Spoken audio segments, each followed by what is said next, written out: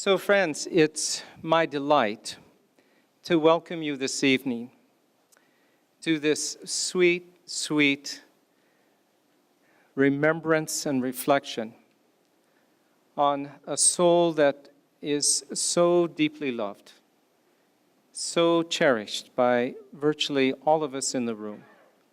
I'm quite certain there's no one in the room that has not benefited from the service of such a distinguished, devoted servant of this faith as Dr. Firuz Kazemzadeh.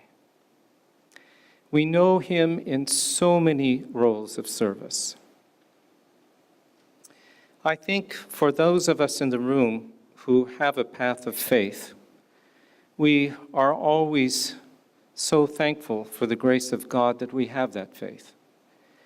But particularly for the Baha'is in the room, our writings share so much of the condition of the soul, a devoted servant in the next world, that our sore hearts for being deprived of the presence in this realm of existence of such a dearly loved, distinguished servant. Our hearts are balmed by knowing of the absolute exquisite joy that is beyond our human conception, that is the reward of such a soul in the next world.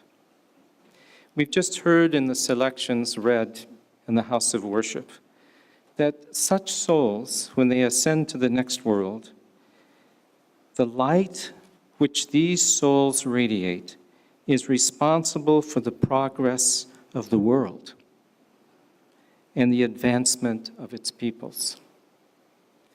But I'm thinking in the case of our dear Firuz, while he was in this world and this plane of existence, he was responsible for so many of us, the progress of the world and the advancement of our own faith. We are so fortunate this evening to have with us so many members of the family. And as you know, Dr. Kazemzadeh served on the National Spiritual Assembly for 37 years. And the 12 concluding years were of all the many unique things that Firuz was able to render this faith. This one perhaps will be the one, those 12 years where he served as Secretary of External Affairs. Those years will be known to historians of whatever rank for the enormous role he pioneered in the protection of the Iranian Baha'i community.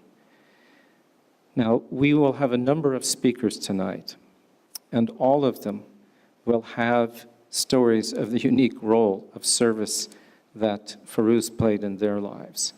But I think history may mark that one as perhaps in all history books of the future. I'd like to introduce those members of the family that are with us this evening. And they are, Firuz married Dr. Wilma Ellis in 1988. And for those of you to know them both, and we will hear, I think, in more eloquent renderings, the exquisite marriage.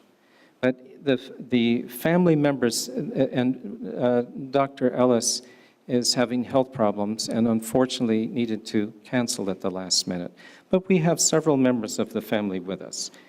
We have Firuz's daughter, and could you stand as we call your name? Monireh Kazemzadeh and Tatiana Kazemzadeh. Wonderful. And we have Wilmette's son, Dr. Robert Henderson, and his wife, Paula Henderson. Wonderful. To my left. And we have Wilmette's daughter, Patrice Henderson. Right. Welcome. So nice you could be here with us. Friends, we will begin our evening with a letter of recognition and esteem, affection from our House of Justice, who will be read by Kevin Trotter, current member of the National Assembly. We will have a letter from our own National Spiritual Assembly, recounting in more detail some of the distinguished services of Dr. Kazemzadeh. It will be read by the Secretary of the National Spiritual Assembly, Kenneth Bowers. We will then have an address from Mark Sisson, Councillor Mark Sisson, on behalf of the Board of Councillors. Then we will have 3 reflections from, and we had no trouble with friends who had exquisite moments to share this evening, with 3 colleagues of Dr. Kazemzadeh who served with him, 2 colleagues who served with him on the National Spiritual Assembly, Dorothy Nelson and Juana Conrad, followed by a series of those whom Firuz mentored in so many ways. This would be our dear Kit Bigelow, William Smitty Smith, Robert Henderson. Then we will have a special audio-visual presentation on the life of Dr. Kazemzadeh, and we will have a concluding prayer by his daughter, Monireh Kazemzadeh. So friends, I'm so glad so many of us could be here for this night. Firuz will continue to inspire all of us. And for those who did not have the privilege of knowing him so well, you will hear from the hearts of those who did know him well.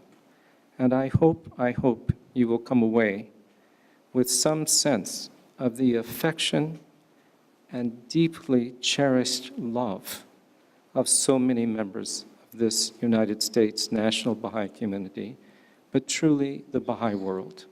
Firuz was a servant on all the continents, and we may even include Antarctica by the time the evening is through. I'm sure we'll have a story about Antarctica being served as well. So friends, the letter from the House of Justice.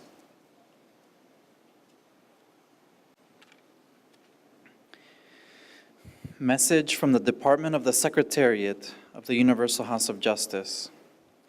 National Spiritual Assembly of the Baha'is of the United States, 18 May 2017. We grieved to learn of the passing of stalwart, devoted, and distinguished servant of the ancient beauty, Firuz Kazemzadeh. The strength of faith and acuity of mind that characterized his services over many decades are recalled with profound love. His valued contributions as a member of the National Spiritual Assembly of the United States over an extended period, and his pioneering endeavors in the area of external affairs at both national and international levels will long illumine the annals of the cause. Particularly notable were his activities in defense of the fledgling Baha'i communities in the former Soviet Union in the latter part of the last century, and of the beleaguered Baha'i community in the cradle of the faith. His outstanding academic accomplishments and a sincere dedication to the welfare of humanity marked his prominent involvement in the wider civil society. We offer our heartfelt condolences to his dear wife, Wilma, to their children and their families, and assure them of our fervent supplications at the sacred threshold for the progress of his luminous soul throughout the worlds of God, and for the consolation of their hearts. It is befitting that a memorial service be held in the House of Worship in Wilmette in his honor. The Universal House of Justice.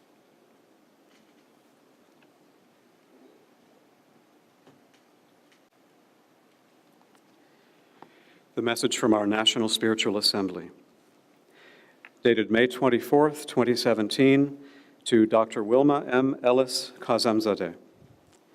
Dearest Wilma, we share your grief and profound sense of loss in the passing of beloved Firuz Kazemzadeh, your dear husband and cherished partner for nearly 30 years.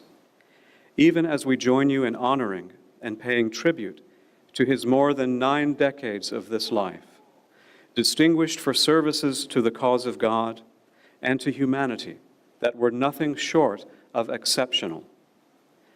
Born and raised in the Soviet Union to a Russian mother and an Iranian father in the diplomatic service of his country, celebrated historian and Yale professor emeritus with a vast knowledge of the myriad figures and events that animated the tumultuous 19th and 20th centuries, highly respected scholar and author of books and innumerable journal articles, lover of art, music, and literature, conversant in 6 languages, Firuz was all these and more.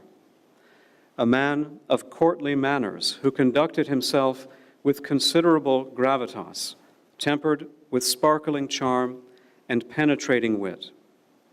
A fearless defender of human rights with an acute sensitivity to indignity and injustice. A devoted Baha'i who gave his all to every service for the faith he was called upon to render, including nearly 40 years on the National Spiritual Assembly, the most senior of its institutions in this land. These were but a few facets of the unique personality that made Firuz remarkably influential and endlessly fascinating. They were also accomplishments, each one outstanding in its own right, that served as milestones of progress on an arc of preparation for and ascent to a still greater level of service, one that can be thought of as the crown of all his services. For who but Firuz, familiar from childhood with the intricacies of diplomacy, a widely respected man of sterling character, whose manner evoked attentiveness and elicited warm and eager cooperation, could have been better prepared by birthright, education, and experience to take the lead in this community's efforts to put the case of its brutally oppressed Iranian co-religionists before the elected representatives of the American people. As the National Spiritual Assembly's trusted advocate in Washington in the years immediately following the 1979 revolution, and later for 12 years as its Secretary for External Affairs, Firuz proved himself providentially suited to this role. If today we are able to gain a sympathetic response in the halls of government to the continued denial of human rights to Iran's Baha'is, there is little doubt the seeds of these successes can be directly traced to Firuz's groundbreaking work. Our gratitude for them and for all his efforts is deep and everlasting. As we together mourn the absence of his ever delightful and edifying company, we extend our deepest sympathies to you, dear Wilma, for the loss you have sustained, asking you to share them with all the members of Firuz's and your large and loving family, including his dear daughters, Tatiana, Allegra, and Monireh, as well as his legion of friends and admirers. Be assured, Firuz will be lovingly remembered in our prayers beneath the lofty dome of the majestic Mother Temple of the West, where we will offer supplications for the eternal progress of his radiant soul and for your sweet reunion one day in the realms of light. With tender Baha'i love, National Spiritual Assembly of the Baha'is of the United States.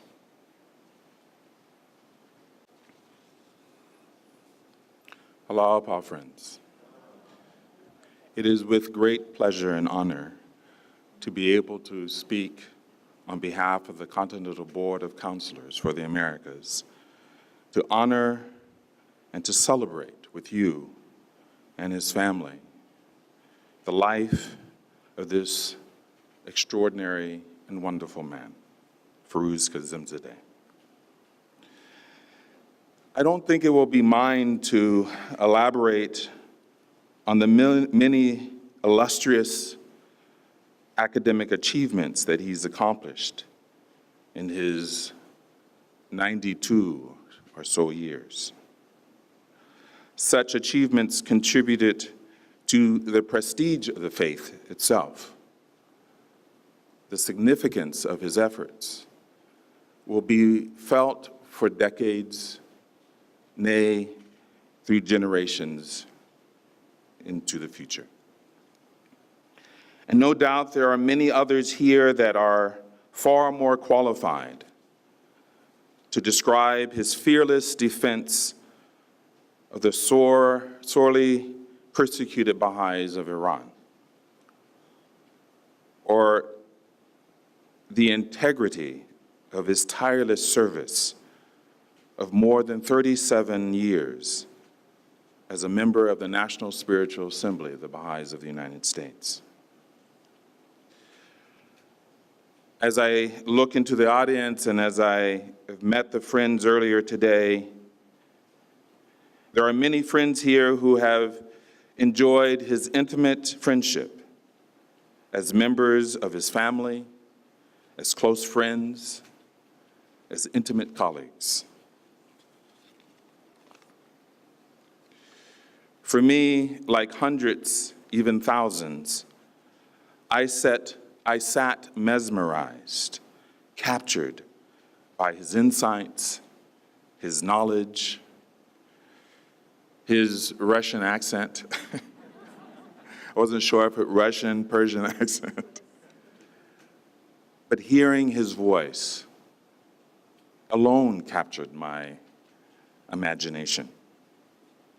He epitomized dignity, loyalty, and grace. He spoke with authority, tempered by genuine humility, a selflessness that seems to have accompanied each word he delivered, its message penetrating the heart. In my youth, I often, when I thought of the progress of the faith at the national level, Dr. Firuz Kazemzadeh's face and name always came to mind.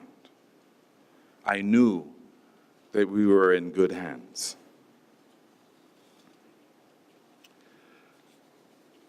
Like many, I did not know Dr. Firuz Kazemzadeh personally, but I did have an encounter. I had just been elected to serve as a member of the local spiritual assembly of the Baha'is of Los Angeles back in 1983.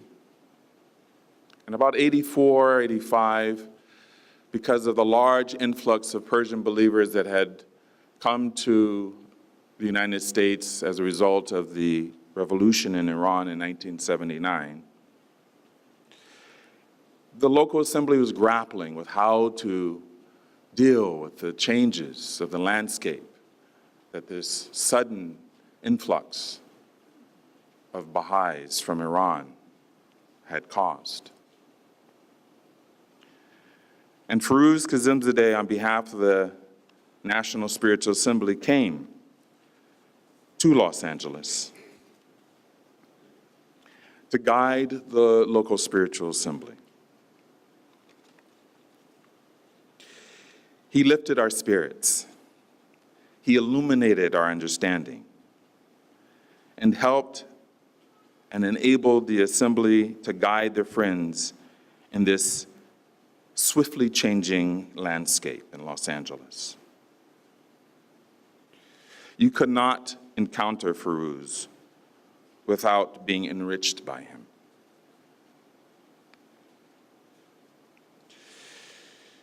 In the writings of Baha'u'llah,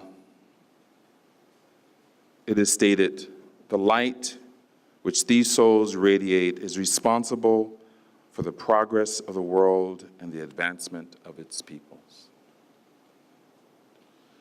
Firuz touched the hearts of high and low alike. He inspired the souls of many, and I was deeply privileged to be one of them. On behalf of the members of the Continental Board of Counselors, I was able just hours ago to be in the holy thresholds and in the Holy Land. where I was able to offer a prayer, a humble prayer for this illumined being. And I pray for the families, for the friends of this wonderful soul, that we too may serve as he did. Allow up our friends.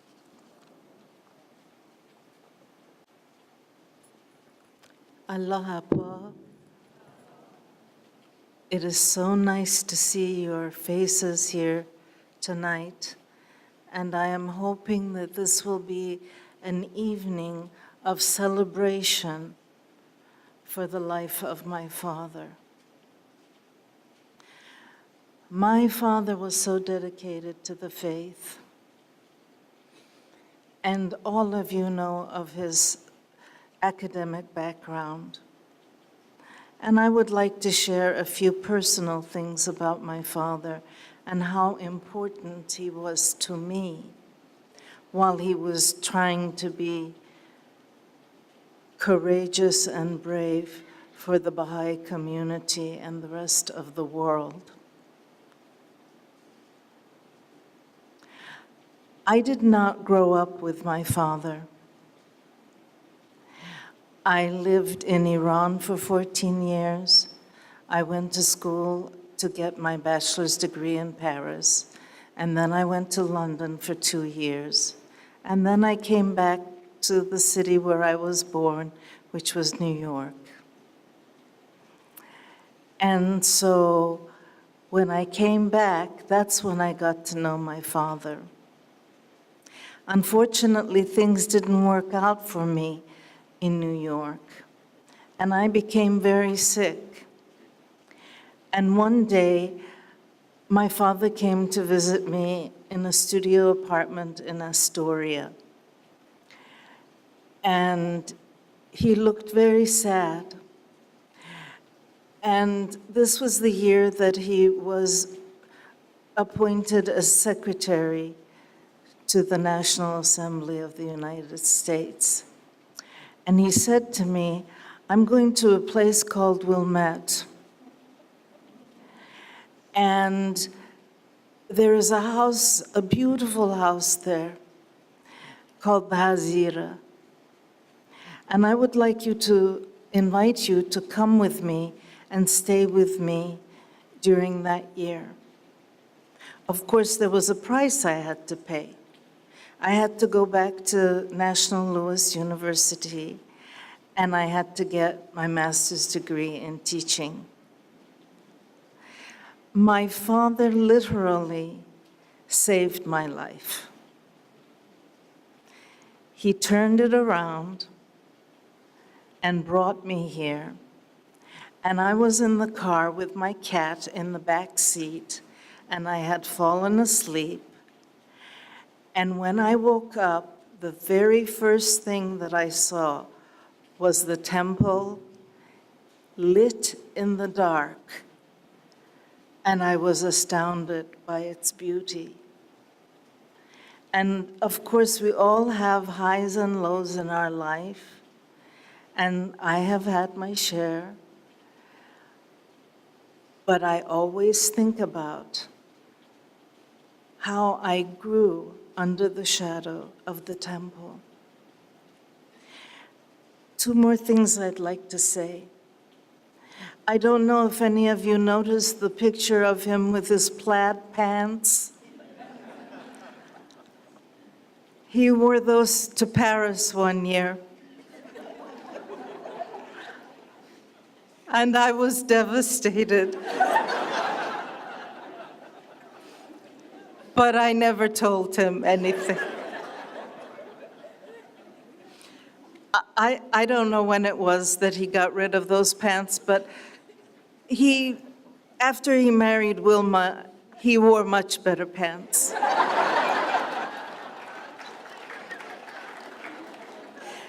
So we owe Wilma a lot. And the other thing I want to say has to do with family. I taught for 27 years in District 65 of Evanston and Skokie. And we used to talk about our families in the classroom.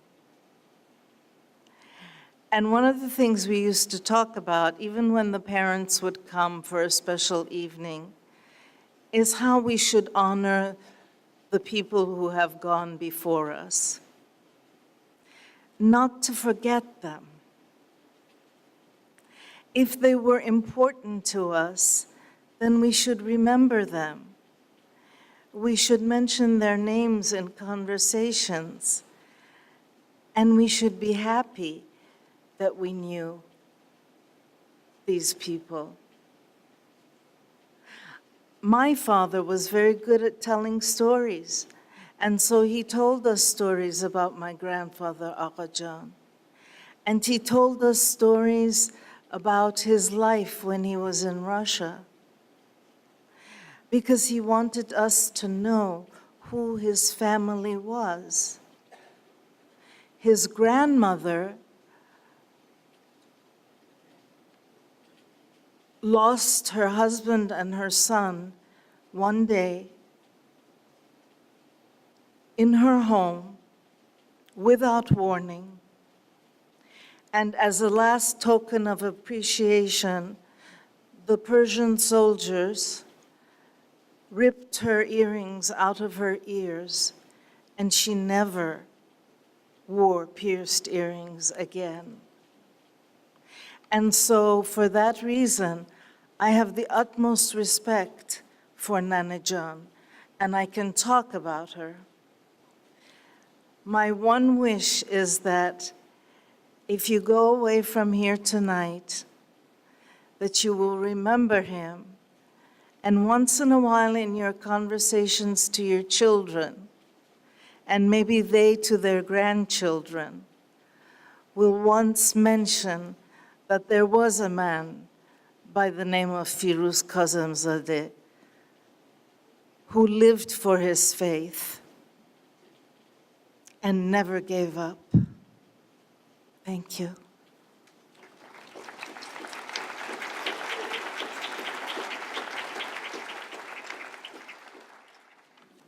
Thank you, Tatiana. That was lovely. Allahu Akbar. For those who are not Baha'is, that means God is most glorious. And this is how we love to greet each other, especially in this holy house of worship. It is such an honor to be here with the relatives who are so loved and the distinguished guests, outstanding leaders in the Baha'i community around the world. It was my privilege to spend almost 40 years on the National Spiritual Assembly with Firuz. I was scared to death of him. He was so imposing, so admired. He had an encyclopedic knowledge of the faith, an encyclopedic knowledge of Islam. In fact, when my husband, Jim, and I were in Haifa, before most of you were born, in 1965, the Universal House of Justice handed us a little paragraph from one of the holiest books in the faith, the Kitab-i-Aqdas, a little teeny tiny paragraph. And they handed us also 200 questions and answers that had been submitted to Abdul Baha, the son of Baha'u'llah, and said, go and do research. Firuz was my savior. And I saved up questions for him at every National Spiritual Assembly meeting. Now, in the Baha'i faith, there are no elections, no campaigning. But I did pray to God, please let me finish this research project before I get voted off, because I wouldn't have that access to him. One of the things that impressed me most from the very beginning, he had met the guardian of the Baha'i faith called Shoghi Effendi. And his admonition that Shoghi Effendi said this in this book on this page, often on the National Spiritual Assembly, discussion ceased. Firuz said this is what it says, and we did it. He was so steadfast. He was such a superb writer. He was a superb speaker. And when he defended the faith, and I know Lamford Mitchell was here, and Jim, my husband, and Firuz testified before Congress together, as later did Robert Henderson. The respect the members of Congress had for Firuz. The others would speak, but when Firuz was speaking, I noticed they put down their glasses. They didn't have iPhones in those days. But it helped that he was a Yale professor. It helped that he was head of the Russian Studies Department. It helped that he was a visiting professor at Harvard, Stanford, Columbia, and then my law school, the University of Southern California. It gave him the credentials to move in any social circles. When the National Spiritual Assembly hired the public relations firm of Hill and Knowlton, their agent with us was Marjorie Sonnenfeld, get what we remember, and she would come to our National Spiritual Assembly and say that Firuz Kazemzadeh was her dream client because of the respect of all with whom he came in contact. Fortunately for me, I got over my intimidation because he loved the law. And he confessed one day, he really wished he become a lawyer. And that, of course, delighted me that we had something to talk about, including the United States Constitution, due process, equal protection of the law, international human rights. What a Supreme Court justice he would have made. Don't I wish? I particularly loved his stories of Abdu'l-Baha and Abdu'l-Baha in the courts in Akka and Baji, when what we call covenant breakers were making claims against the Baha'i faith. Firuz would say, the court day would be set up, Abdu'l-Baha would walk in the courtroom, and the judge would say, oh, Abdu'l-Baha is here. Oh, Abdu'l-Baha is here. And I secretly said to Firuz, could we write a book together about Abdu'l-Baha and the court system in Haifa and Baji? Well, that didn't take place, but we'll see. I was particularly gratified that his daughter, Monireh, decided to go to UCLA Law School, where I had gone, and she later became an extern when I became a member of the United States Court of Appeals for the Ninth Circuit. It was wonderful to have Monireh there because I could say, Monireh is a Baha'i. Oh, and my conversations with my other law clerks were greatly enhanced by having Monireh there. Well, when he was master of Davenport College at Yale, he made me a fellow of Davenport College, which meant I would go to visit at Yale as often as possible, and he would set me up with lectures around the university. I spoke on subjects like consultation and mediation, equality of women and men, human rights, and so forth. One day, he set me up with a law school to speak on equality of women and men. I gave my talk, and then I went to the ladies' room. This is important because the Yale Law School had only accepted women in the past few years, and there were very few of them. It was at the end of a dirty old room, dark, filthy, awful. I came back to Davenport College and said to Firuz, "You'll never believe. The ladies' room in the law school is just awful." Firuz told the dean. When I came back the next year, I went in and saw a pristine, beautiful, clean ladies' room. So, in addition to all of his other attainments, he is responsible for the clean ladies' room at Yale.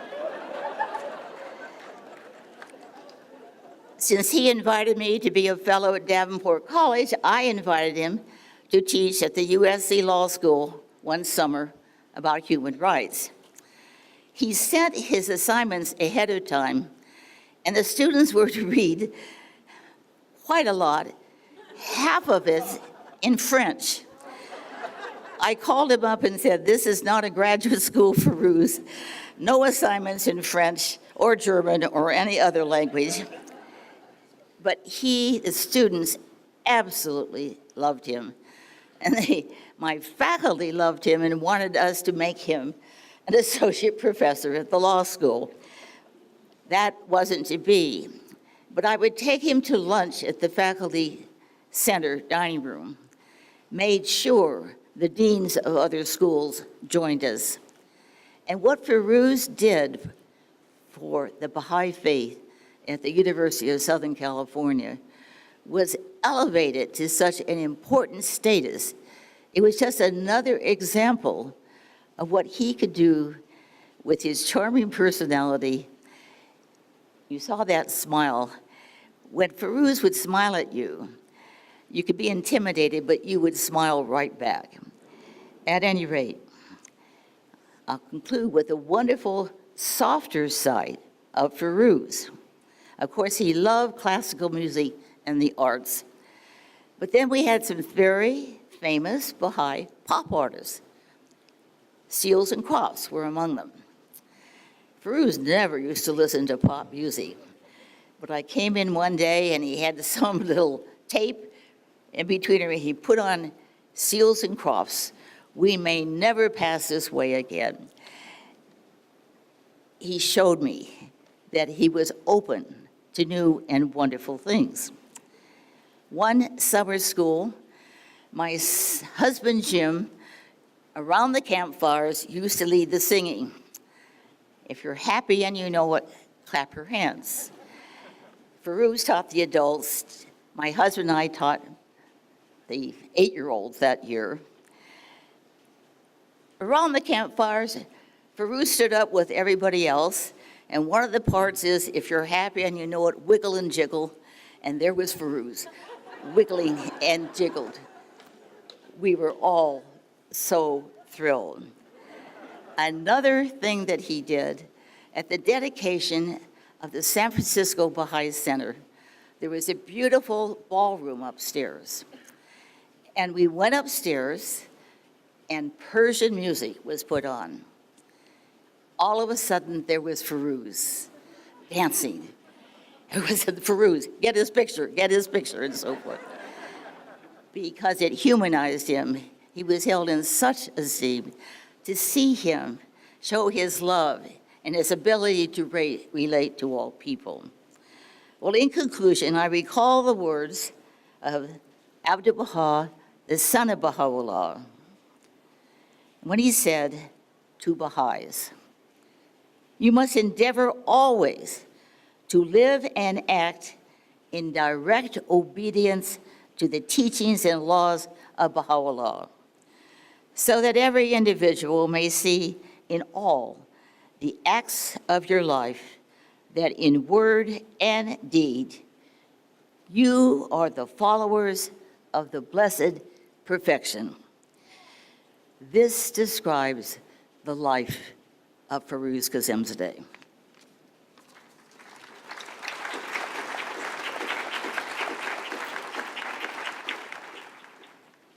First, I have to say before I begin my remarks, Tatiana, that my husband wore plaid pants in London, and I was just, probably about the same time, and I thought, oh my God.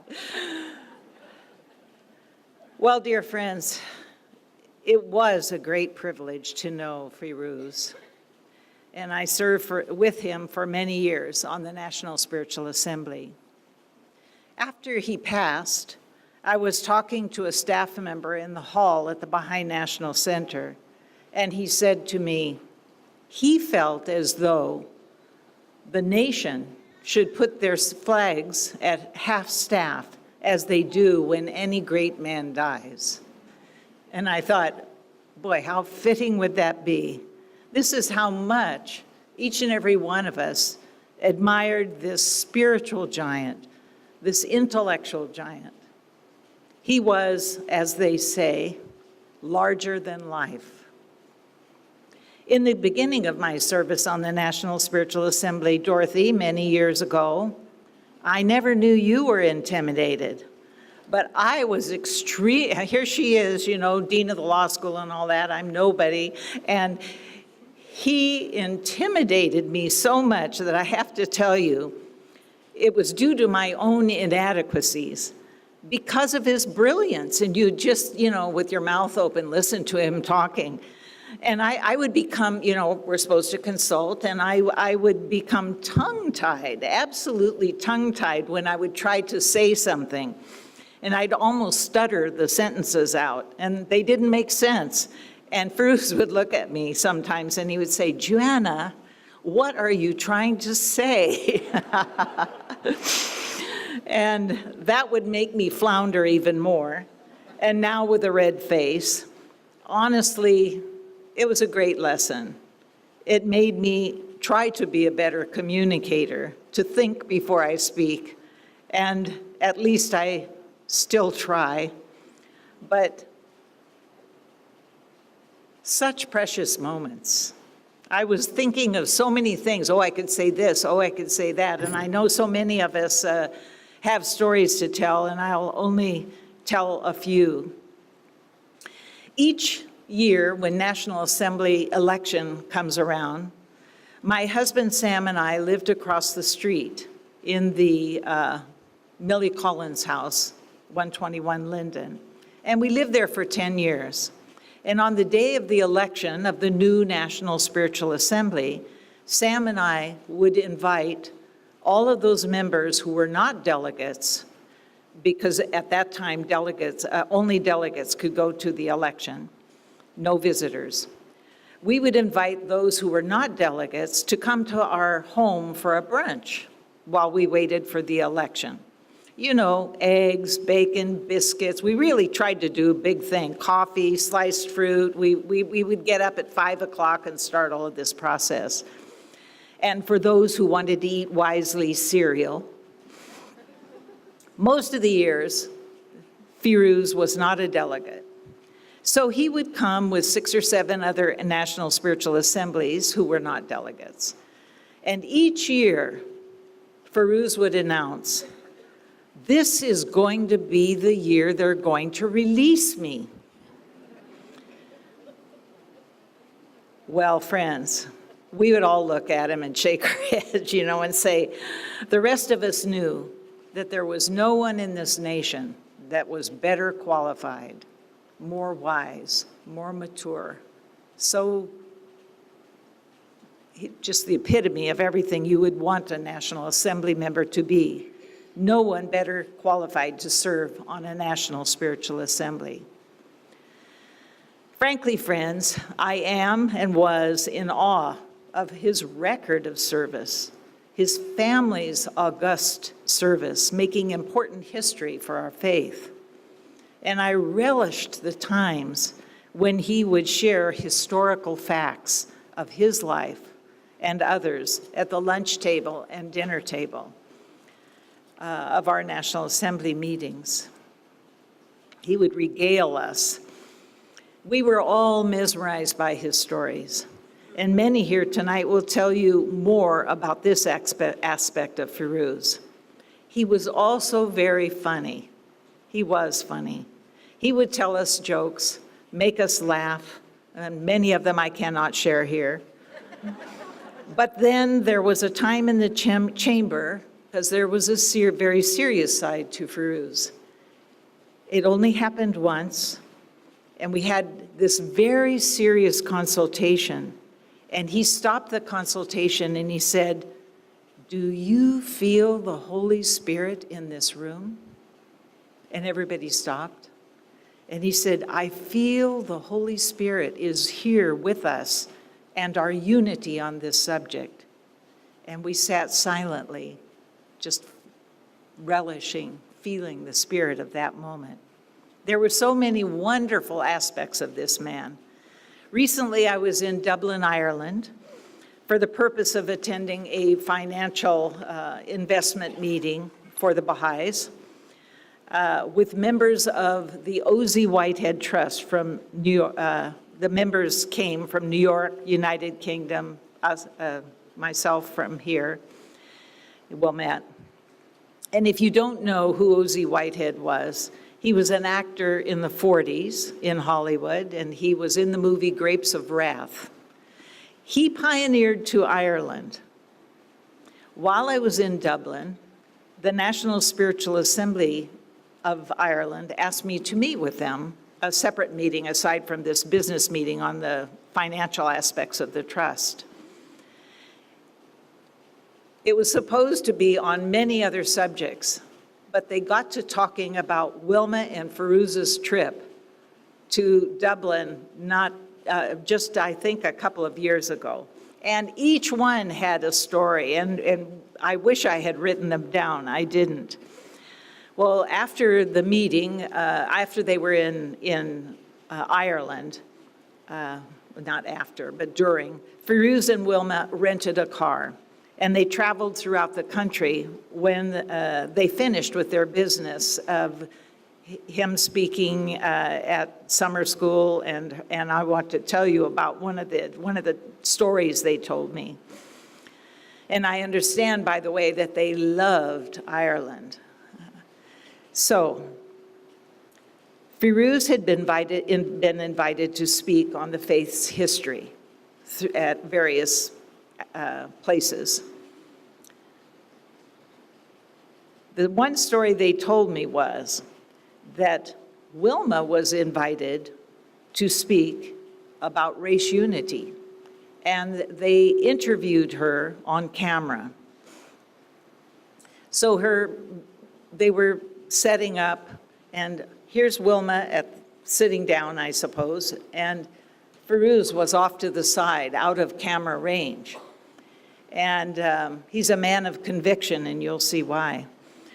One of the Irish members of the National Assembly told me that the interviewer asked him to step out of the room.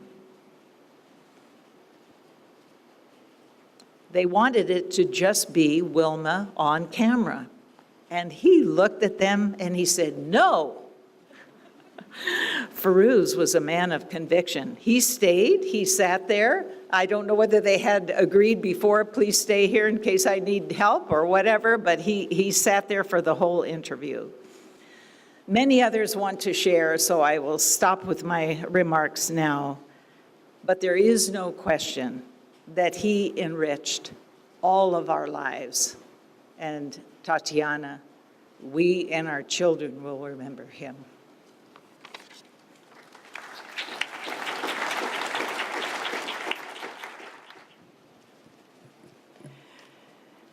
As you saw in the letter of the Universal House of Justice, they referred to Firuz's external affairs pioneering endeavors. And in the article recently published in the American Bahá'í, which produced a beautiful memoriam piece for him, they referred to external affairs as the crown of all of his services. I will be speaking about, more specifically, some of his contribution and work in the external affairs arena. Just to let you know, many of the photographs that you've been looking at this evening, for instance, this one, that's Marjorie Sonnenfeld standing to Firuz's left, and that's Bob Henderson to his right. Many of these pictures that you're looking at some guessed already, are from testimony that was taken during the time before Congress, but others are various events that were held in Washington. This was at the opening and dedication and signing of the documents right here at the University of Maryland Baha'i Chair. So there were so many different events that took place over these years. We've heard so much about his background, his preparation. It is difficult, almost impossible to believe that the Lord did not intend this gentleman to do exactly what he did when he did it. His own background of having been born and raised in an embassy, having a father who was a diplomat, he referred often to the fact that he practically had this experience as food as a child. And so at the time that he became a professor at Yale, which is in the mid-50s, he already had incorporated so many of these aspects into his being. And most of us think of his external affairs activity beginning in 1978-79, at the time of the Islamic Revolution and the beginning of this period of terrible persecution for the Iranian Baha'is. But one of the things that he mentioned is that he had the privilege of helping to draft what was called and is in the Baha'i World volume for the appropriate year, 1955. Proposals for charter revision submitted to the United Nations. It was the very first time that the Baha'i world, as an organization, Shoghi Effendi was still alive, and Firuz helped to draft. I think he was the primary drafter of those proposals that were submitted on behalf of the Baha'is to the United Nations. Well, as has already been said by Tatiana and by Dorothy and Juana, his life greatly changed in 1978. I will very quickly try to run through a highlight of some of the activities we associate with external affairs, both externally and internally, as you will see, and then just share a few stories. He's referred often to the period that Tatiana referred to during the years that he was here as secretary of the National Spiritual Assembly. It was at the very worst period for the Baha'is in Iran of these last 39, almost 40 years. He describes every day receiving news of those who had been killed, those who were in jail. And there was at that time no office that the National Spiritual Assembly had set up, which was to be the Office of External Affairs. But we're talking a period, 1982, 83, and 84. There are so many people to honor who served with Firuz, but there are 3 staff people I wish to honor because he mentioned them frequently. And he said, as I'm sure you know well, Tatiana, he could never have made it during that period without them. There was no system here at the National Center to assist, and they would work late every night. There was no operation in Washington, D.C. yet. And those 3 individuals were Janet Rubinstein, Manucher Derek Shani, and Puran Stevens.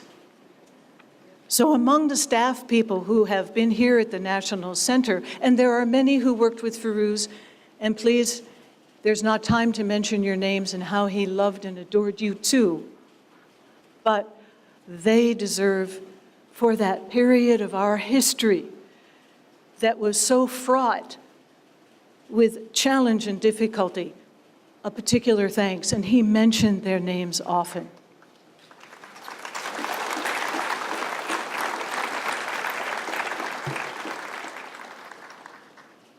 There were others whose names were mentioned earlier, and I wish to mention them once again, because these were his colleagues on the National Spiritual Assembly who went with him to Washington, D.C., again, before there was an Office of External Affairs.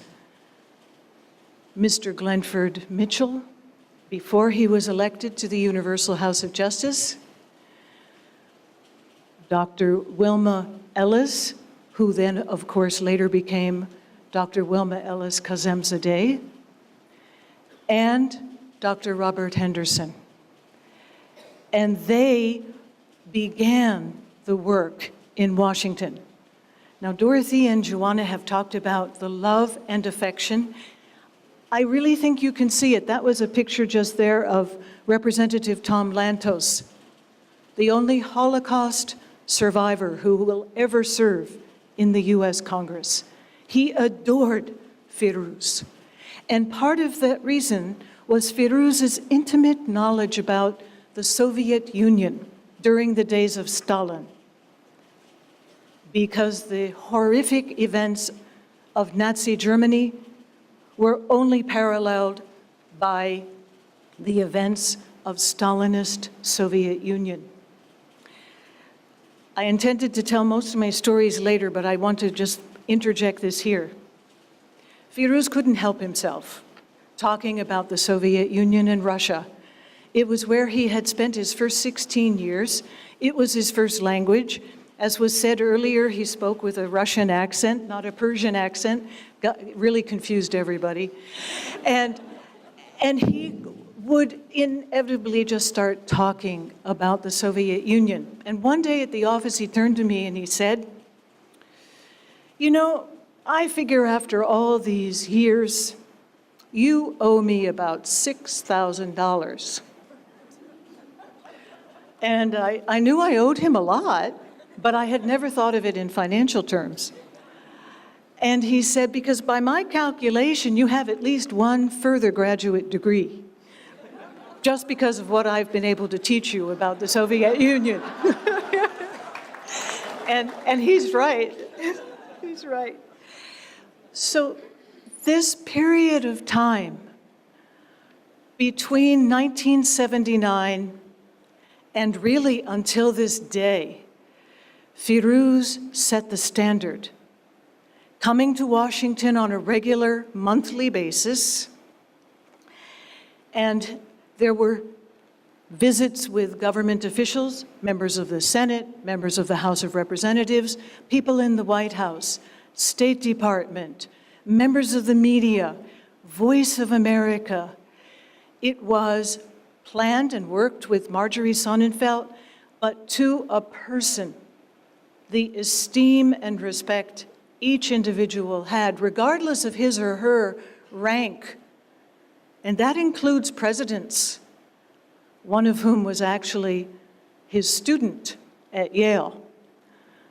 Is it fair to tell that story? I'm jumping ahead a little bit, but we do need to laugh because he had these sides, as you well know, of great seriousness and gravitas, and at the same time, such humor.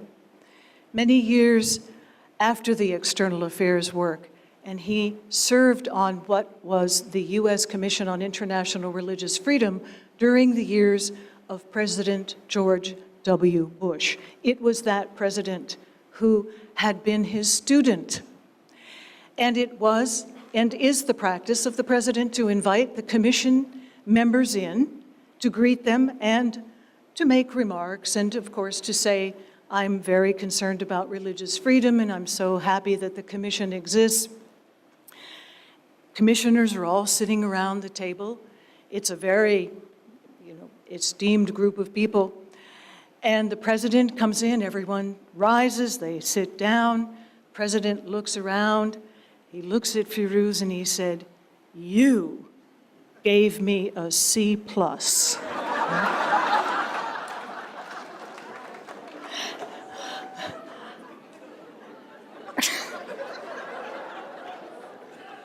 Firuz he didn't say anything. He just bowed his head, and thank God the meeting continued.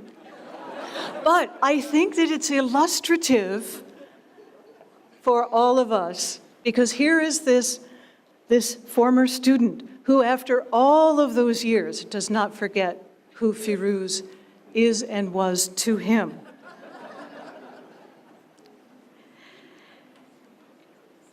In Firuz's honor, I want to just mention other names of people whose work in this arena, along with Marjorie Sonnenfeld, who worked initially with Hill and Knowlton and then with the public relations firm Fleischman Hillard, and to this day remains one of his most ardent fans and collaborators. There are others, Baha'is and not Baha'is, whose names I would like now to share. With Voice of America, there was a staff person who is also a Baha'i. And on Voice of America, her name is Giti Ejtimai, and she was a remarkable link between his speaking in Persian on the Iran service, and then he would run down the hall and he would do another radio program in English, and then he would run down the hall and do another radio program in Russian.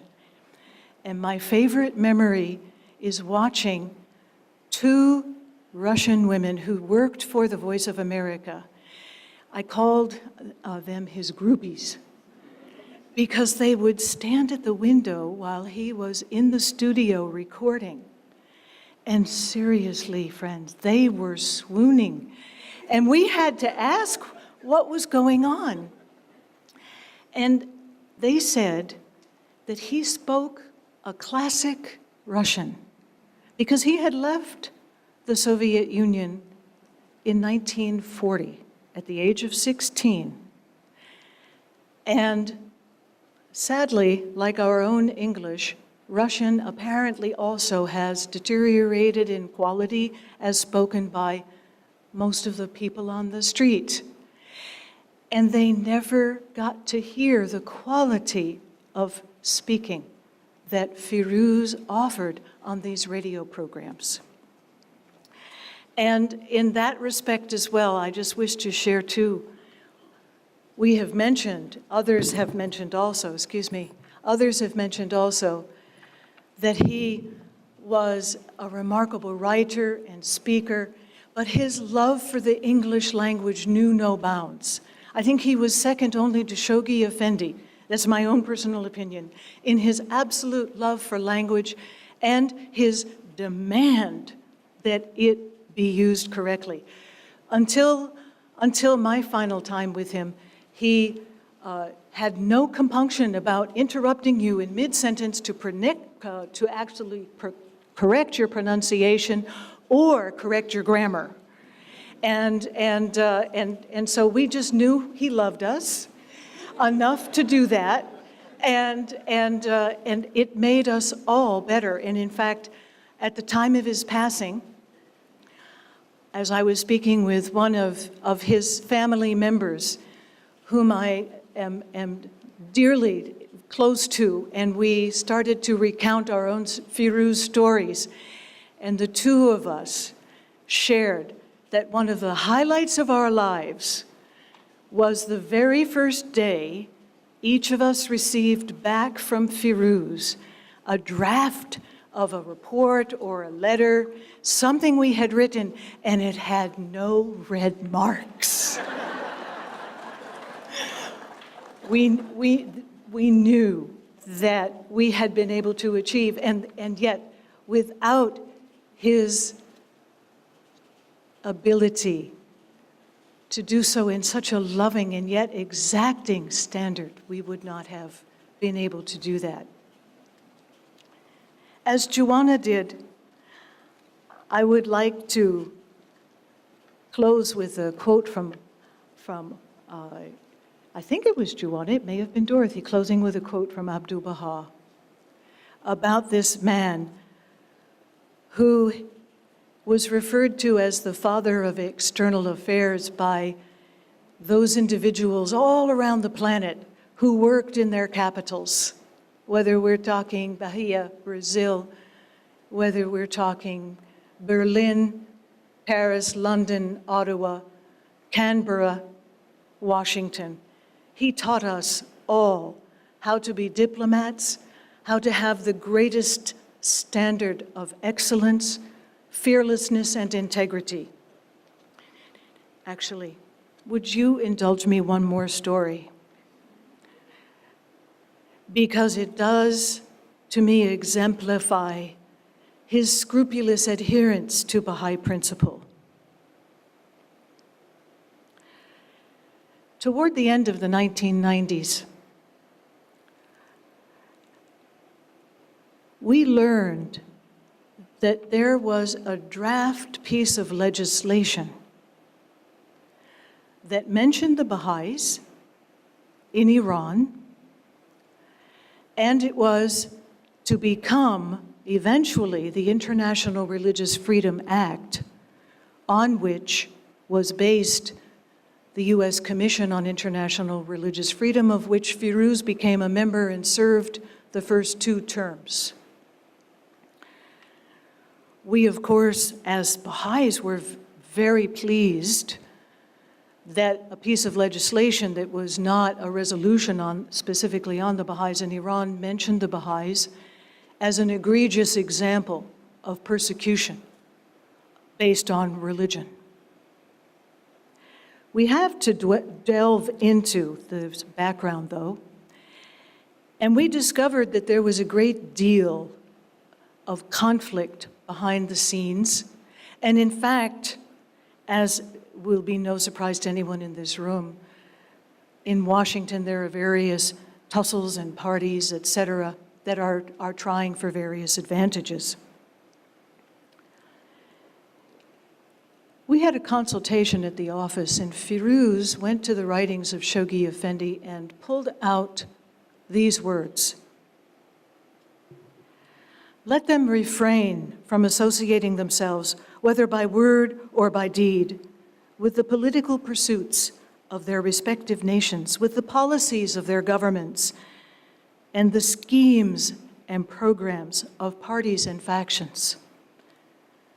Let them beware lest they allow themselves to become the tools of unscrupulous politicians, or to be entrapped by the treacherous devices of the plotters and the perfidious among their countrymen." We had to tell these wonderful people who were trying to promote religious freedom and promote the Baha'i case that we were not able to support their efforts as they had been currently then constituted. And it was Firuz, through this consultation and pulling out these words of Shoghi Effendi, who guided the path. I found this sentence by Abdu'l-Baha, and it sums up for me, in part, the man of Firuz Kazemzadeh. "The life and morals of a spiritual man are, in themselves, an education to those who know him."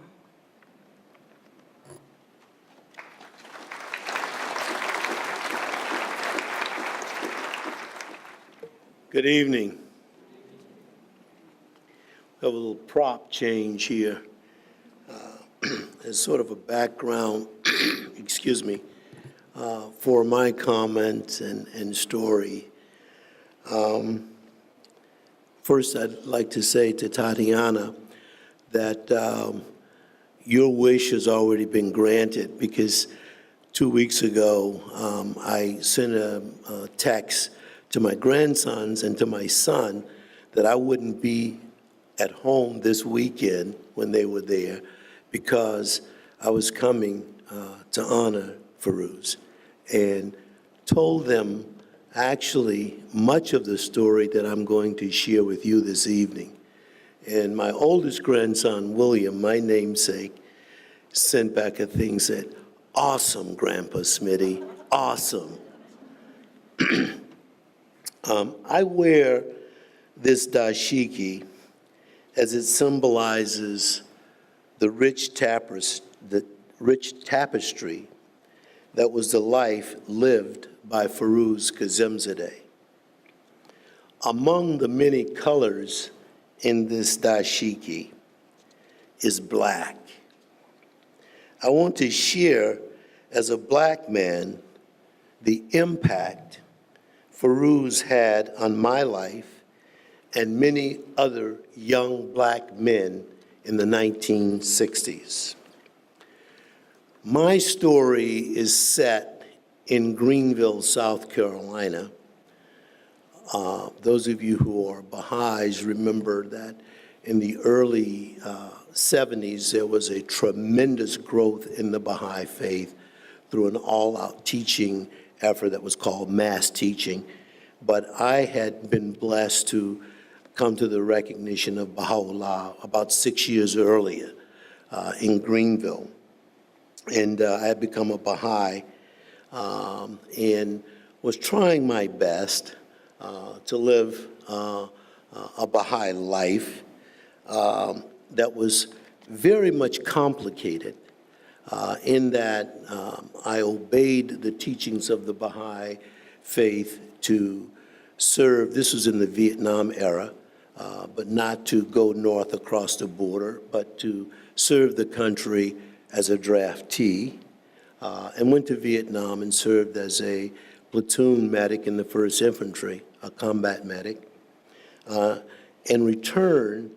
And just as I returned, one of my closest friends, who became a Baha'i actually at the same time that I did, narrowly lived through the Orangeburg Massacre, which was the shooting of black students at South Carolina State University. So needless to say, having returned from Vietnam and the turmoil and the actual threat to human life, our lives, in South Carolina, we looked for ways in the Baha'i teachings that could equip us to deal with this situation. Of course, we wanted to bend it to our understanding, so we took on looking at the Baha'ís and their defense of Fort Tabarsi.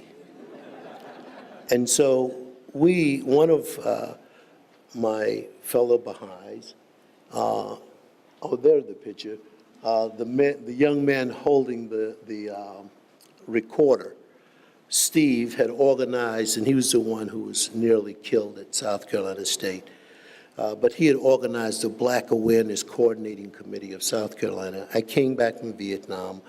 We had this office in Greenville, and of course we said, well, hey, we got to arm ourselves. So we had pump shotguns, rifles, etc., in the back office.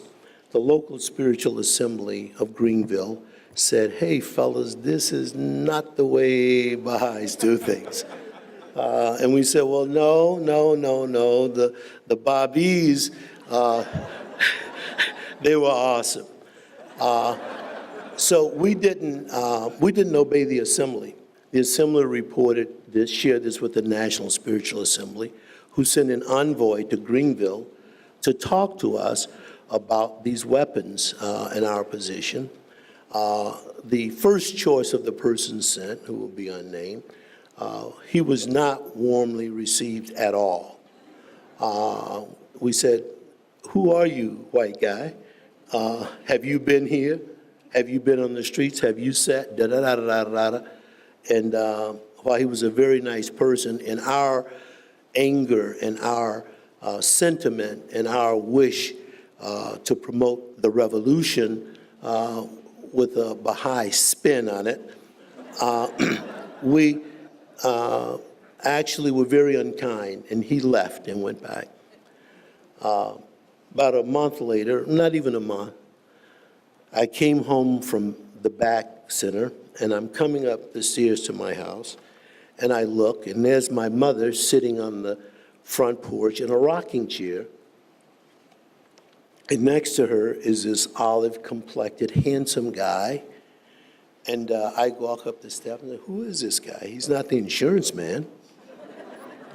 And my mother said, Butch is my family name. She says, Butch, this nice man is Mr. Firuz, and he's come down here to talk to you about Baha'i stuff. I said, hi. Firuz said, hi, you're Smitty. I said, yeah. He said, I'd like to meet with you guys, the back office, if you could, tomorrow. Is that possible? And I said, yeah, come on over. I immediately called my friend Steve and said, hey, we got another guy down here from the National Spiritual Assembly, right?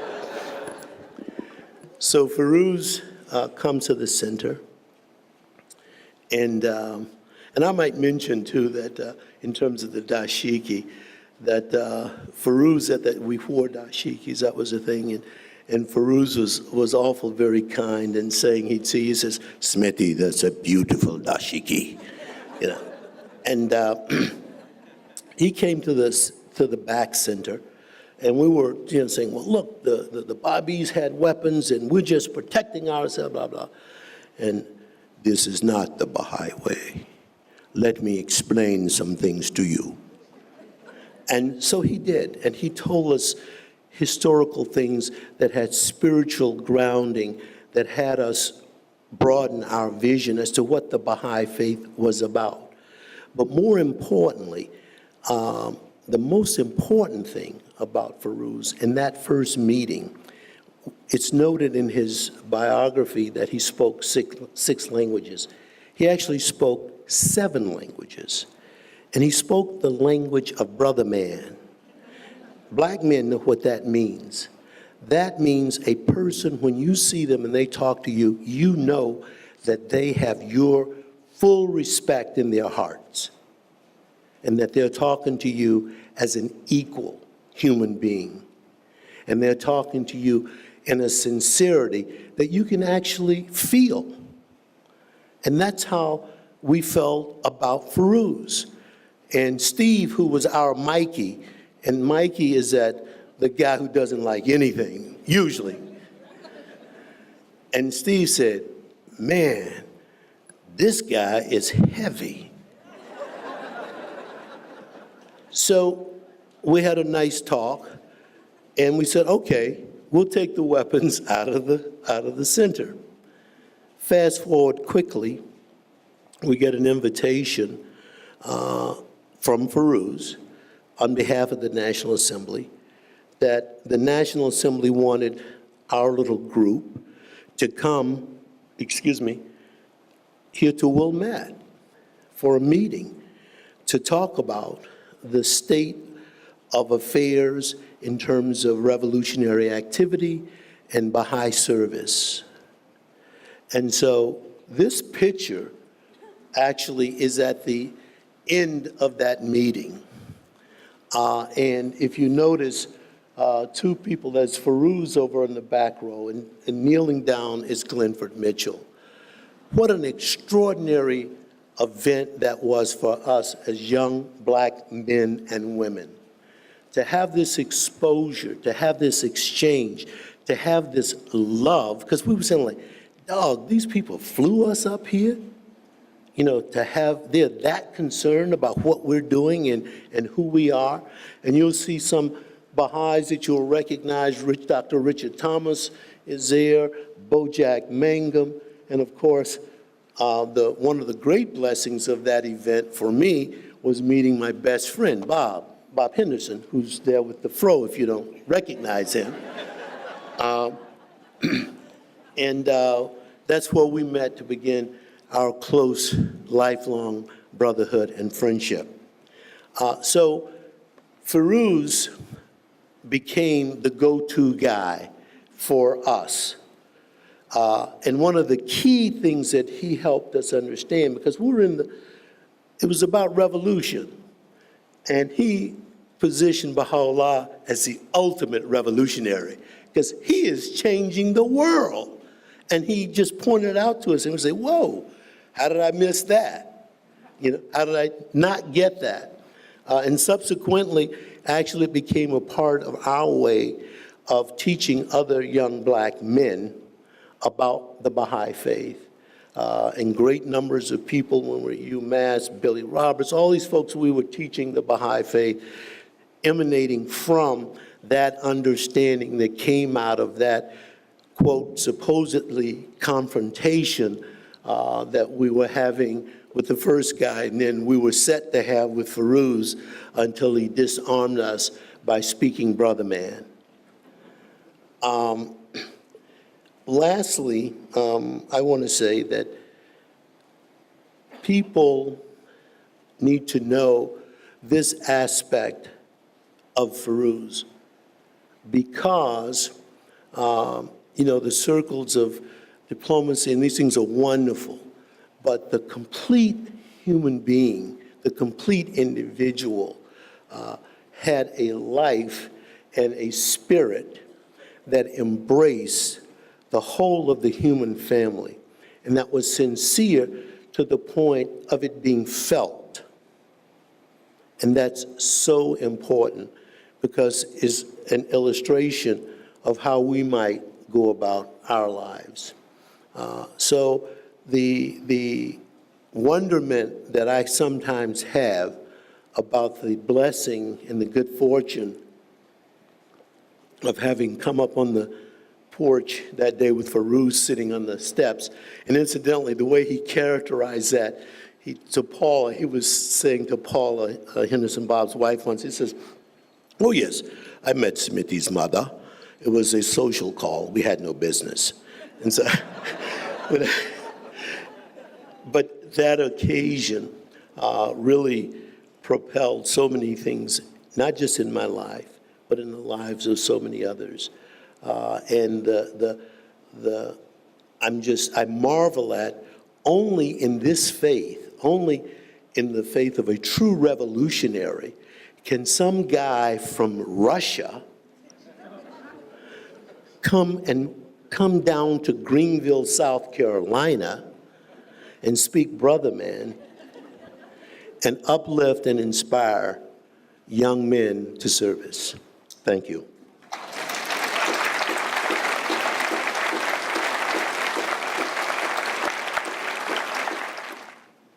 I wonder if there's any way I can get that hair back.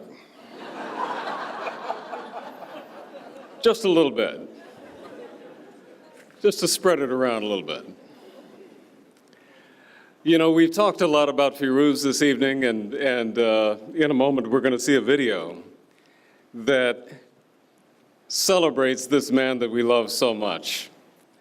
But I'll tell you that my enduring mental and emotional image of Firuz is illustrated in the picture that we've been looking at all night. Because that was the FK I knew. He was full of joy. He was full of happiness. And he was an absolutely genuine soul. Tatiana, when you talked about how he changed your life and how he saved your life, I would tell that story. Butch Smith would tell that story. Kit Bigelow would tell that story. So many of us would tell an identical story.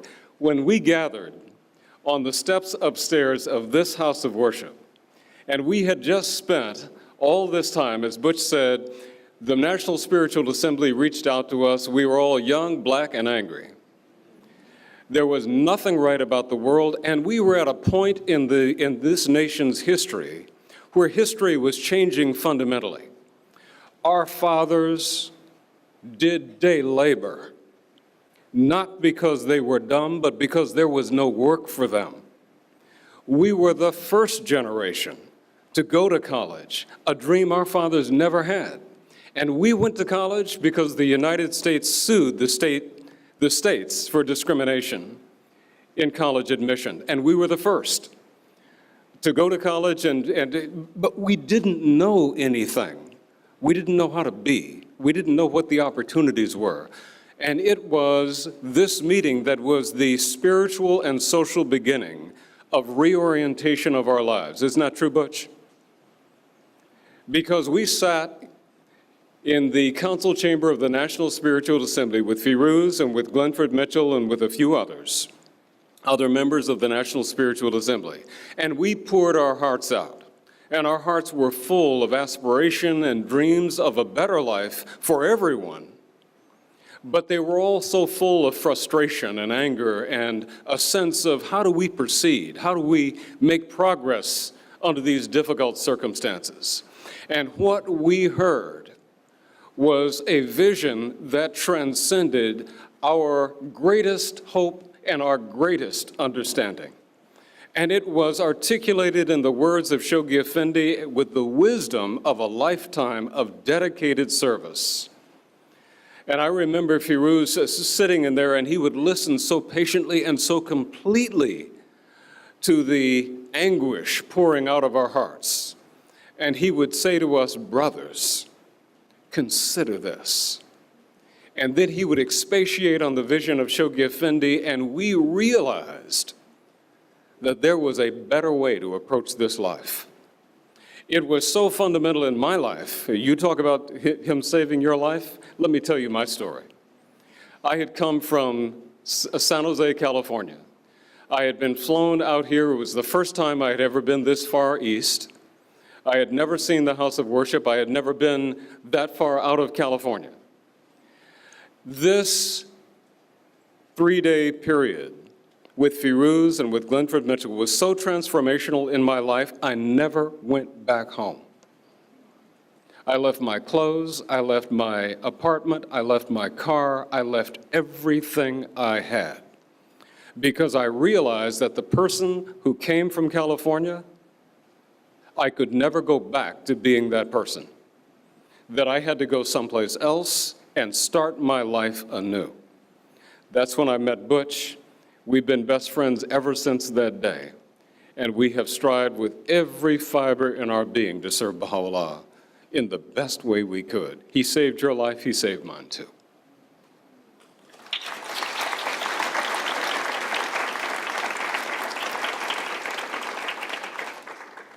Now, so many reverential stories have been told about Firuz. I think that there's another story that you would enjoy hearing.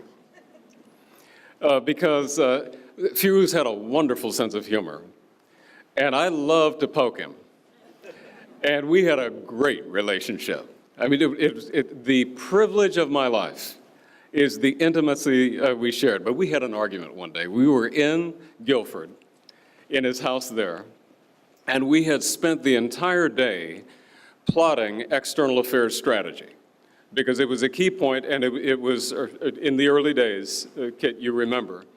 And we were thinking about what had to happen and who was going to get on the boat and how we were going to get people organized and what we could do to rally support for the beleaguered Iranian Baha'is.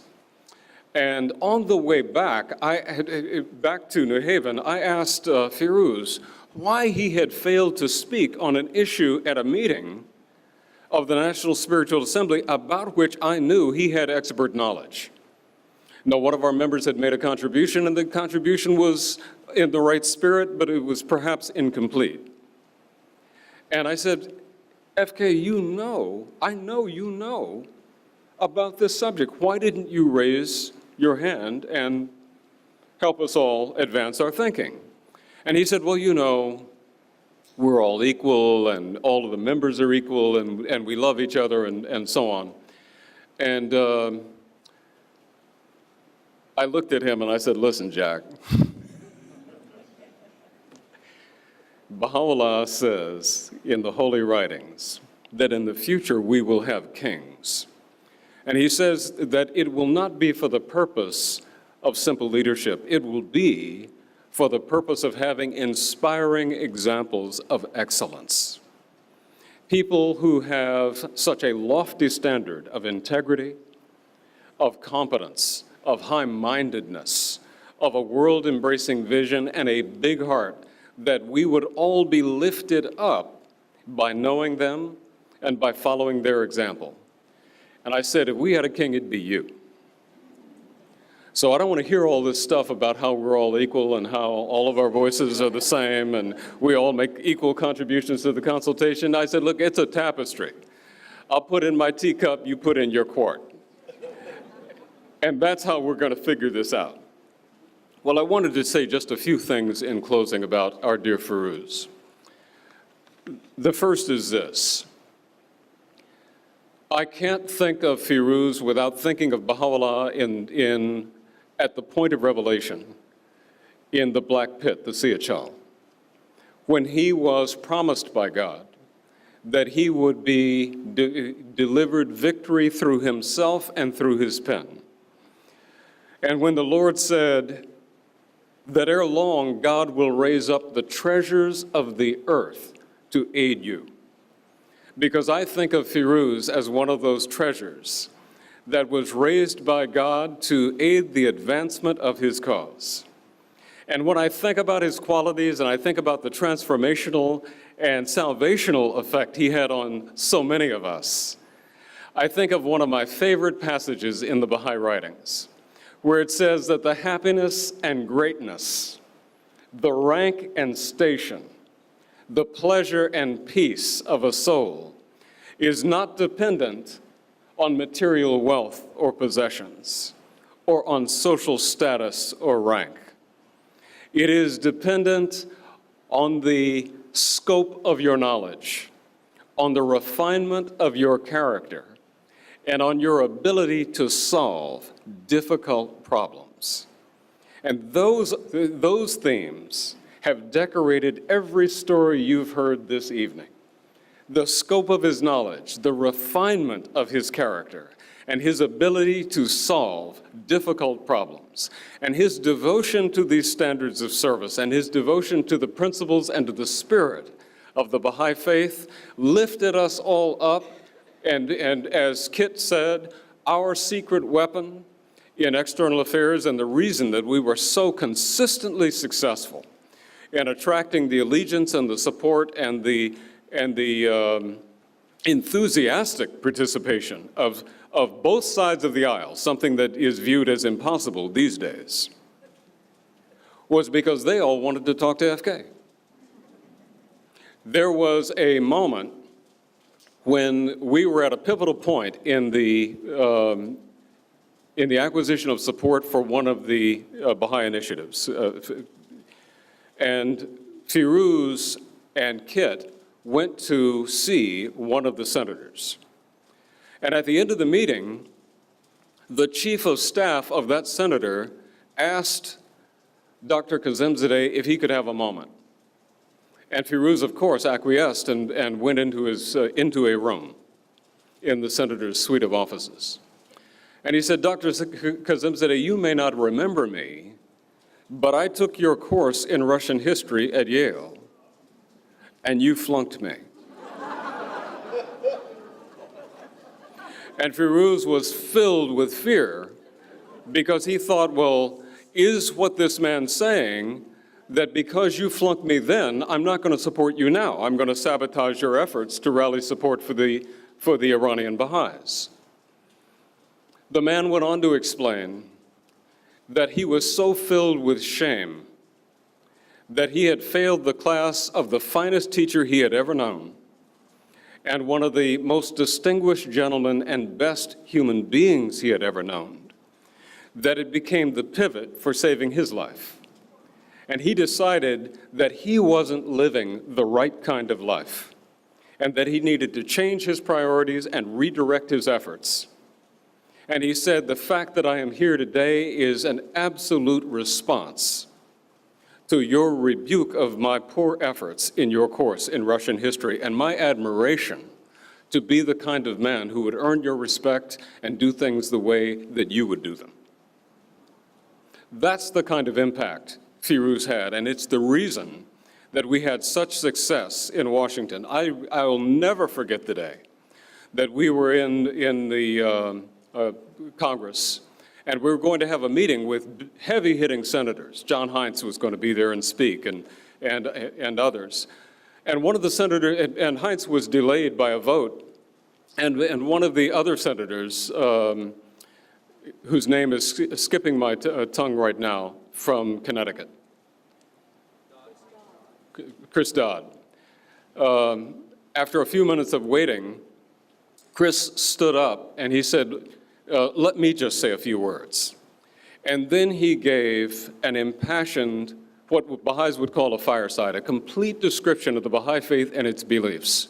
And it was astonishing that he knew so much about the Baha'i faith, and it rolled so easily off of his tongue and so obviously, sincerely out of his heart. This was the impact that Firuz had. So I wanted to tell you one story that has, that I don't think that you would hear from anyone else, because it's not a very well-known story. But it goes to explain who this man really was and what was in his heart. The story takes place in 1963, and it is documented in a letter to the members of the National Spiritual Assembly from F. Kazemzadeh, dated November 25, 1963. He said, I would welcome any action of the Baha'is of Jackson, Mississippi. I would welcome any action the Baha'is of Jackson, Mississippi may feel desirable to help repeal the law, or rather city regulation, prohibiting members of one race to extend the hospitality of their homes to the members of another race. However, repeal involves legislative action, which is out of the question in Mississippi. Invalidation by courts is something else again, he says. To invalidate such regulations, we would have to bring them into a court of law. A Baha'i would have to be arrested, tried by a local court, which surely means conviction, he writes, appeal to a higher court, and keep going up until federal courts find the regulation unconstitutional. I feel that such action would do a great deal of good. A few days ago, I talked about this problem without mentioning the faith, he says, to a Yale student who spent the summer in Mississippi, registering Negro voters. He was enthusiastic about the idea, but from bitter experience, he knew that such action would succeed and attract attention only if the person who made a test of the law were someone of whom notice would be taken by the national press. If only a Yale professor did it, he exclaimed. So Firuz writes, I am willing to go to Jackson, Mississippi, either on Easter vacation or when school closes in June. Stay in the home of a Negro Baha'i. Paul Sanford, a fellow college professor, would be a logical person to offer me hospitality. Be arrested and face the music. He says, the Yale Law School will rescue me. There is a bail fund available. If done with proper dignity and grace, the whole thing would add to the prestige of the faith and serve as a fine means of proclamation and social advancement. Could we take this up at the next NSA meeting? 1963.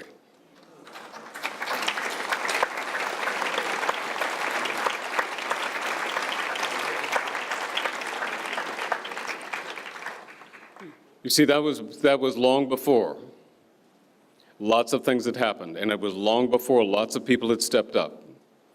But here is this man voting with his feet. And when I asked him about it, he said to me, well, you know, my PhD dissertation at Harvard was about race unity.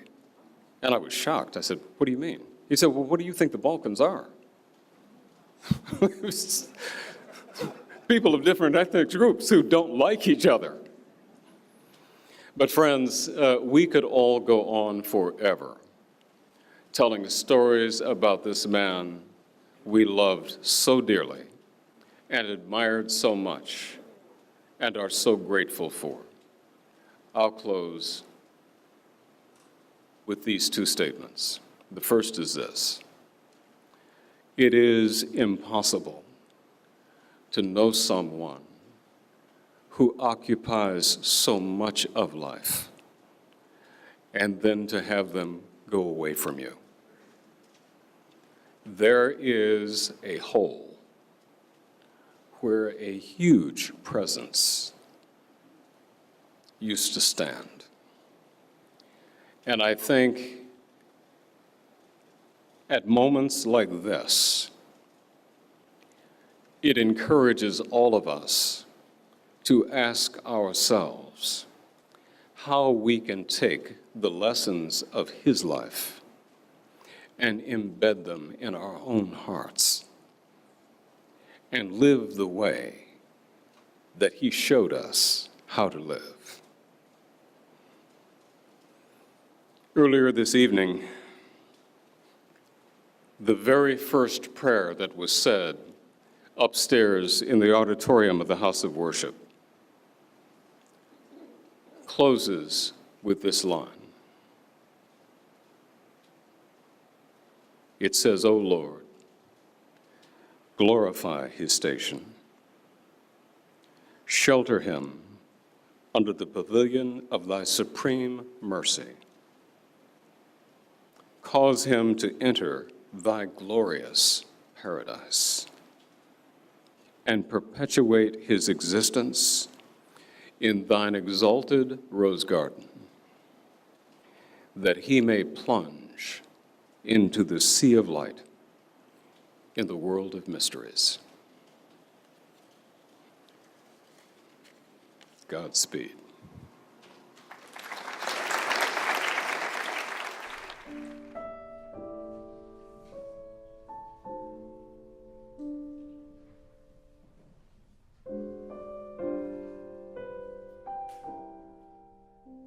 I was raised in the Iranian embassy in Moscow during the Stalin regime in Russia. I learned about dictatorships. I learned all kinds of things. I learned about atheism. I learned about the clergy's dislike for other religions. In early September 1939, they were on their way back from summer vacation in Berlin to Moscow. And he had seen Hitler speak. He said he was a young boy, and it was a huge crowd, but he had seen him speak. The train he was on with his mother, and the train is stopped at the border with Poland. And 2 kilometers in the distance, they can hear the bombing that signaled the beginning of World War II. In 1941, during the Second World War, my father, mother, and myself went on a pilgrimage to Haifa, where we met Shoghi Effendi. He welcomed us, and we spent 22 days in Haifa. He would talk about the war, about the situation of the world. He talked to us about Baha'i principles, about his expectations of how these principles were going to be put into operation, and I understood what he was talking about. I developed that in that respect early in life. I started reading newspapers at the age of 8, so I was fortunate that way. several things amazed me about Shoghi Effendi. He was so well informed, and when he spoke in complete sentences and in paragraphs. You could set it in print right there. There were no grammatical mistakes. And the clarity with which he explained Baha'i principles. Toward the end of World War II, Firuz traveled east through Asia and on to the United States. Arriving in 1944, he enrolled at Stanford University. After graduating, he immediately began graduate studies and later received a Master of Arts degree from the same university. He continued his studies at Harvard, where he received a PhD in history. In 1956, he gained admission to the faculty at Yale University in New Haven, Connecticut. In 1967, he had gained the full rank of professor. His Baha'i service grew more and more over the years, from local and regional responsibilities to national committees, editorial boards, and invitations as a speaker to Baha'i educational institutions. In 1963, Firuz was elected to the National Spiritual Assembly, the faith's most senior institution in the United States, a service that would continue until his retirement in 2000.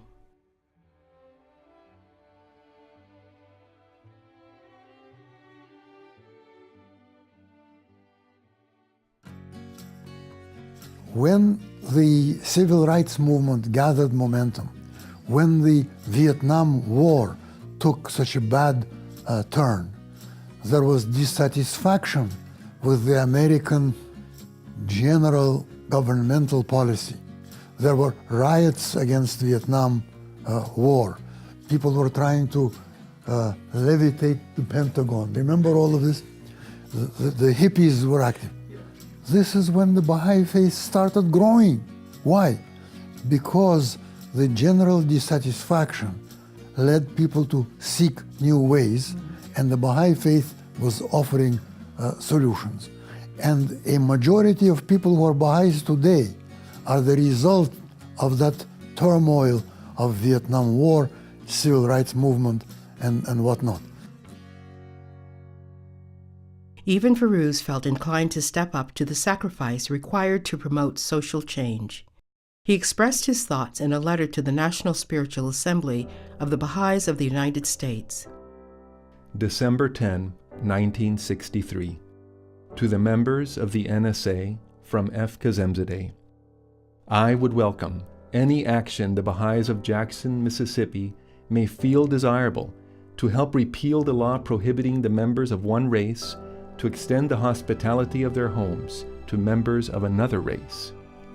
To invalidate such regulations, we would have to bring them into a court of law. A Baha'i would have to be arrested, tried by a local court, appeal to a higher court, and keep going up until the federal courts find the regulation unconstitutional. I feel that such an action would do a great deal of good. I am willing to go to Jackson, stay in the home of a Negro Baha'i, be arrested, and face the music.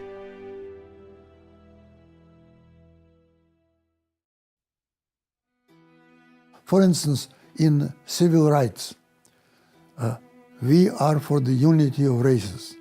No matter what regime comes, if a Grand Dragon of Ku Klux Klan becomes President of the United States, we still are going to proclaim the principle of race unity. But we are not going to take a full-page ad in the New York Times saying, "Don't vote for the Grand Dragon of Ku Klux Klan." And this worked well for us in those years. Following the 1979 Islamic Revolution in Iran, a rise in state-sponsored persecutions arose for the Baha'is of that country. The External Affairs Office was established, starting in New Haven, Connecticut, and later moving to Washington, D.C. Well, for me, it started with a telephone call from Mildred Muttahedeh. She had been very active in external affairs under the direct guidance of Shoghi Effendi. Mildred called me and said that she had a request or an instruction from the Universal House of Justice to meet with her friend and business partner, Nelson Rockefeller, to ask him to intervene with the Shah. This is now the summer of 1979. Together with newly established resolutions by the UN Commission on Human Rights and the UN General Assembly, the Baha'is and congressional resolutions cast a spotlight on the Iranian regime to help dissuade it from continuing the bloody program against the Iranian Baha'is. In 1998, Firuz was appointed by President Clinton as a commissioner to the newly established U.S. Commission on International Religious Freedom. I then accepted the appointment, and I had a heart attack, and I was at a hospital here, and Wilma used the appointment to announce it to me that she had a telephone call from the White House that I was appointed, and she used that to impress the staff of the hospital so I would get better treatment. Loudly she proclaimed it in the corridor. Version. Firuz, you had a telephone call from the White House. You have been appointed by the president. He became a leading advocate for religious freedom beyond the Baha'is of Iran to many other faith groups facing persecution based on their beliefs. The foundation of Firuz's efforts was his strength of character and his close adherence to principle. You see, this is a question of basic principle. Are we going to use any means to advance our case, or we are not? Are we going to be faithful to principle? We were not going to lie. We were not going to use invention. We were guided by essential Baha'i principle. Tell the truth. If you don't know, tell people you don't know. You will find out. And this caught on with our interlocutors very quickly. They realized that they can rely on us. And in fact, they said that there was a telephone conversation with one government official with the press. And he says, the press asked, can we publish this? And the government official said, if Baha'is told you, you can go to press. You can publish. Because we have never exaggerated or concealed. The Baha'i principle has to prevail. And a Baha'i who engages in this kind of activity should remember what the Baha'i principles are and live up to them.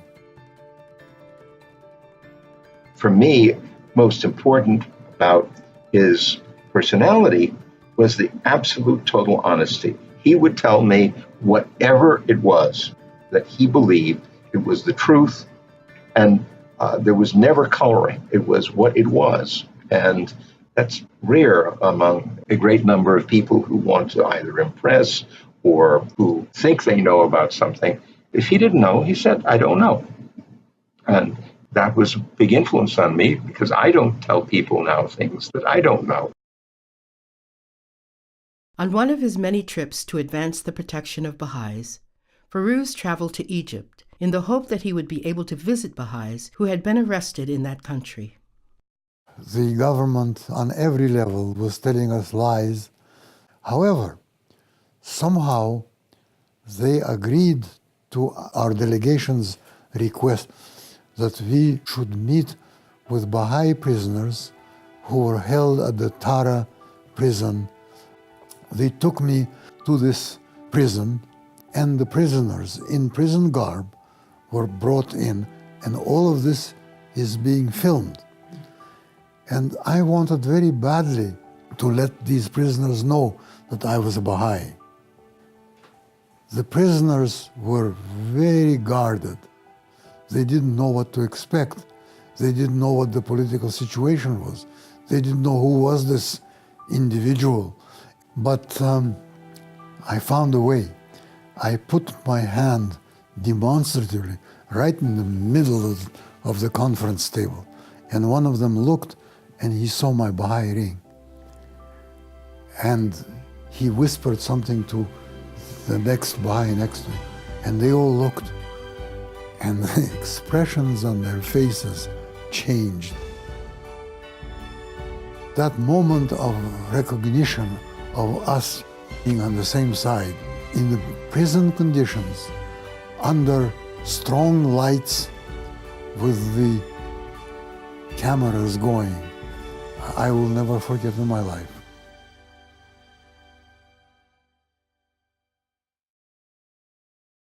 Firuz had a lifelong effect on his students, from heads of state to those he worked with and those he encountered. Over a period of some 35 years of teaching at Yale, I had hundreds, if not thousands, of students. I couldn't remember all of them. When I went with the commission to the White House for one of these formal meetings at which nothing much happens, except that the president speaks a few words of encouragement, just before that meeting started, Bush came over and we shook hands, and he said, you know, I was your student, I took your course. And I said, well, I'm very happy to hear this. And then we sat down for a presidential remarks, and before he started his remarks, he leaned over and he said, you gave me a C+. Of course, I was very happy I hadn't flunked Mr. Bush.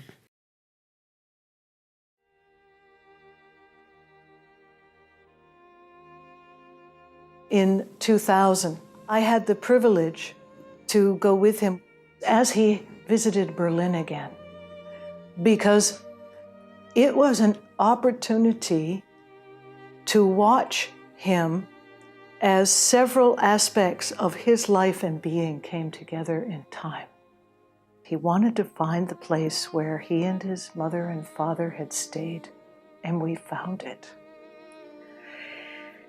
And my recollection is that in that neighborhood was the untouched, deliberately untouched ruins of a beautiful church that had been bombed during the war. And it made me realize he was this amalgamation, and he carried with him the vibrancy of the days of the Babis and the early days of Baha'u'llah, as well as the power that had been behind the Soviet Union and the dictatorships of the 20th century. And then, of course, all his life journeys, the permission from Shoghi Effendi to be able to emigrate from Iran. He had left the Soviet Union, gone to Iran for a few years, wanted to get his education, got permission to get it in America, traveling during World War II from Iran, getting up to California, and then his life here in this country as a professor. And eventually, of course, the work that he did at the highest levels of government. It all seemed to become captured for me in that moment, as though it all of history and all of Firuz's history came together. And he thought about his beloved parents, and he thought about his beloved ancestors, everything he had witnessed during his lifetime, everything he had been able and privileged to do for the Baha'is of Iran, service on the National Spiritual Assembly. I also, at that moment, just felt that it was a privilege, yet again, to be in the presence of this remarkable human being, unlike any other whom I've had the privilege to know.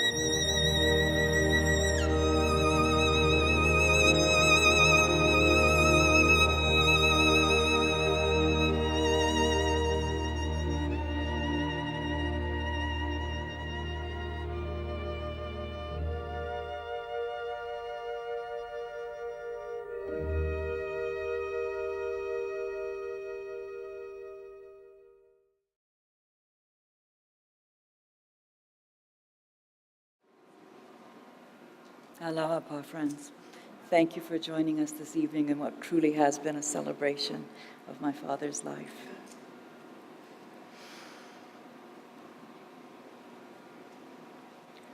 O thou who art turning thy face toward God, close thine eyes to all things else and open them to the realm of the All-Glorious. Ask whatsoever thou wishest of him alone. Seek whatsoever thou seekest from him alone. With a look he granteth 100,000 hopes. With a glance he healeth 100,000 incurable ills. With a nod he layeth balm on every wound. With a glimpse he freeth the hearts from the shackles of grief. He doeth as he doeth, and what recourse have we? He carrieth out his will, he ordaineth what he pleaseth. Then better for thee to bow down thy head in submission and put thy trust in the all-merciful Lord.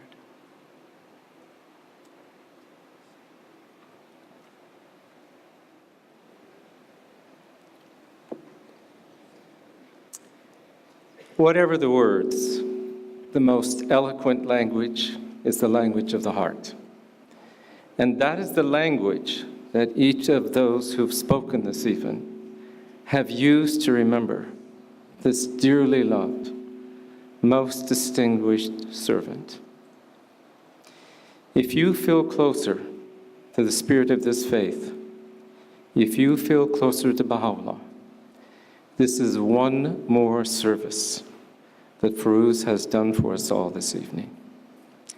You are invited on behalf of the National Spiritual Assembly to some repast in the outer hall. Good evening, friends.